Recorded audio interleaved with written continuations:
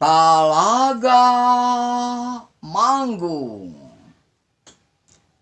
Saudara, sekarang kita bahas kembali kelanjutan daripada sejarah Talaga Manggung dalam episode ke-7. Kerajaan Talaga Manggung akhirnya menyerah kepada Syekh Syarif Hidayatullah atau dari kerajaan Cirebon yang menyebarkan agama Islam. Sesudah Talaga Manggung berperang habis-habisan melawan Cirebon, Kuningan, Indramayu, dan lain-lain kerajaan yang beramai-ramai menggempur kerajaan Talaga Manggung. Akhirnya kerajaan Talaga Manggung memeluk Islam. Islam di Talaga Manggung dimulai dengan pemimpin-pemimpinnya memeluk agama Islam yang diawali oleh Munding Sari Ageng atau Rangga Mantri. Sesudah dia masuk Islam sebagai awal pertamanya di Talaga Manggung, maka dia disebut sebagai Pangeran Santri atau Pucuk Umun. Karena Pangeran Santri atau Pangeran Rangga Mantri sudah memeluk Islam, sehingga dia tidak ngahiang seperti karuhun-karuhunnya dulu. Sekarang makamnya masih ada di daerah Situ Sangiang.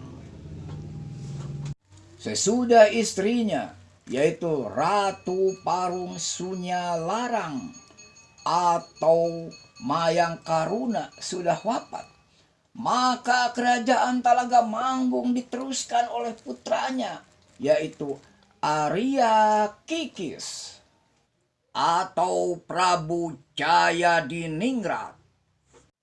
Dalam sejarah lain, dia lebih dikenal sebagai Sunan Wanaperi karena dia sudah memindahkan ibu kota kerajaan ke Talaga yang tadinya berada di daerah Walang Suji. Dalam sumber lain, dia suka disebut sebagai Sunan Wanaperi karena sesudah dia meninggal dunia dimakamkan di daerah Wanaperi, Desa Kagok, wilayah Talaga. Pada masa dia berkuasa, dia memindahkan pemerintahan Talaga Manggung ke daerah Talaga karena keraton di Walang Suji sudah tidak layak lagi menurut dirinya dijadikan sebagai jantung pemerintahan. Maka dia memerintahkan untuk ibu kotanya berpindah ke Talaga. Sesudah dia meninggal dunia, maka kerajaan diteruskan oleh putra ketiganya yang bernama Apun Surawijaya yang memerintah pada tahun 1600-an. Selama dia berkuasa, dia sangat toreksa kepada rakyatnya, sayang pada rakyatnya, walaupun dia terkenal punya watak yang keras.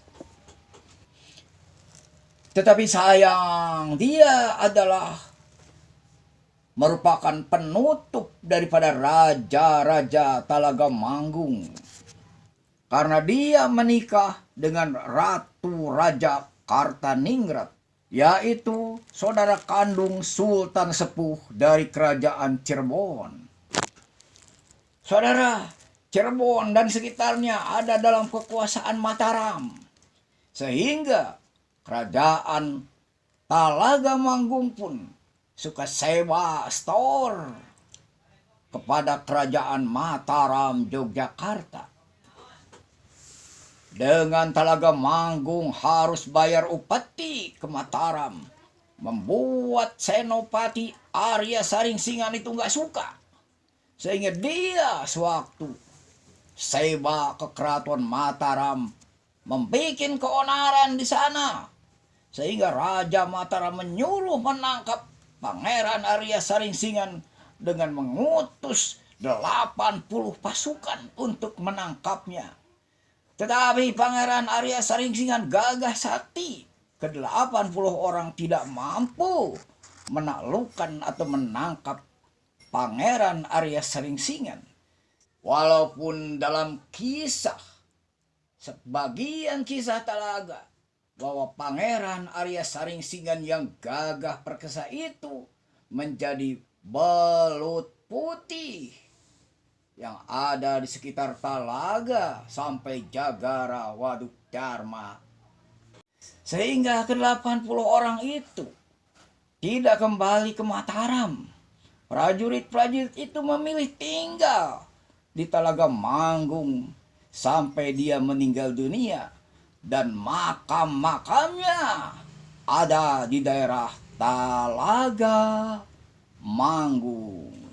Tak botak botak botak, tak botak botak botak, tak botak botak botak. Sekian saja dulu riwayat Talaga Manggung, saudara. Kita disambung lagi, masih panjang, nyambung dengan riwayat Dharma. Wah, wah, wah. Bersambung dengan riwayat Dharma nanti. Tak botak botak botak. Wassalamualaikum warahmatullahi wabarakatuh. Saya Hendriana di Jagara Waduk Dharma, keturunan Eyang Dalam Jagur. Sampurasun rampe.